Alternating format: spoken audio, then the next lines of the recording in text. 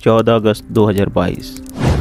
पूरा देश आज़ादी की जश्न की तैयारियों में जुटा हुआ था। इसी दौरान उत्तराखंड के हल्द्वानी में रहने वाली 65 साल की शांति देवी को एक फ़ोन कॉल आया। ये ऐसा फ़ोन कॉल था जिसका इंतज़ार उन्हें बीते 38 वर्षों से था। दरअसल ये फ़ोन कॉल उनके शहीद पति लॉन्स नायक चंद्रशेखर हरबोला से जुड़ा हुआ था। इंडियन आर्मी के इस एक फ़ोन कॉल ने हरबोला परिवार को अचंभे में डाल दिया था। दरअसल 38 साल पहले शांति देवी के पति लॉन्स नायक चंद्रशेखर हरबोला जब भारतीय सेना के ऑपरेशन मेघदूत के लिए रवाना हुए थे तो उन्होंने अपनी पत्नी से ये वादा किया था कि वो जल्द ही लौट कर आएंगे, लेकिन न तो वो वापस आए न ही परिवार को कभी उनका पार्थिव शरीर की कोई जानकारी मिल सकी। लेकिन 14 अगस्त 2022 को भारतीय सेना के एक फ़ोन कॉल ने इस परिवार को वो खुशी दी जिसका वो 38 सालों से इंतजार कर रहे थे। इंडियन आर्मी के अधिकारियों ने फ़ोन कॉल पर शांति देवी को बताया कि 38 साल के बाद सियाचिन के एक बंकर में उनका पति का पार्थिव शरीर मिला है और वह 2 दिन के बाद उनके पार्थिव शरीर को हल्द्वानी पहुंचाया जा रहा है। ये सूचना पाते ही शांति देवी ने इसकी जानकारी अपनी बेटियों को दी। जब उनकी बेटियां भारतीय सेना के अधिकारियों से इस संबंध में फिर से संपर्क कर इसकी पुष्टि की तो परिवार मानो खुशियों के सागर में डूब गया।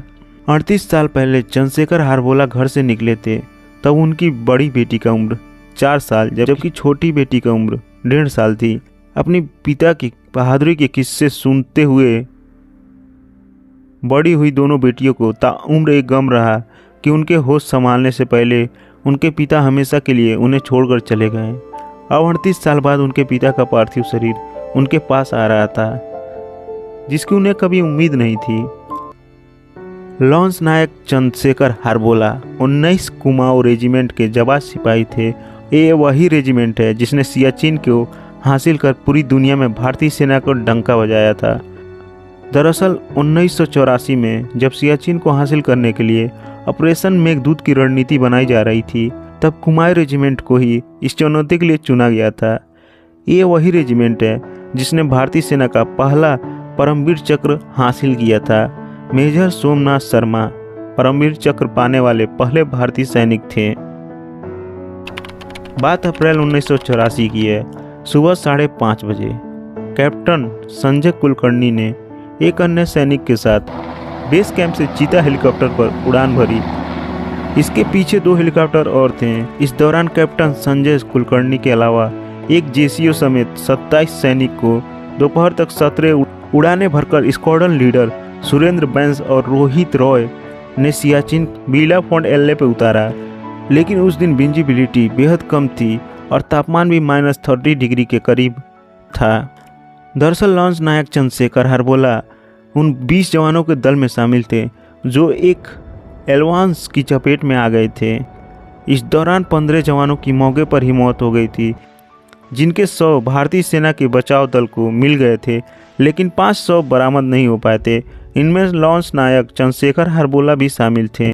लेकिन 38 साल बाद भारतीय सेना को एक सर्च टीम को सियाचिन में एक बंकर में चंद्रशेखर हरबोला का शव सही सलामत मिल गया था। इस दौरान हैरानी की बात यह थी कि 38 साल बाद भी भारतीय सेना के वीर जवान लॉन्स नायक चंद्रशेखर हरबोला पार्थिव शरीर काफ़ी हद तक ठीक था।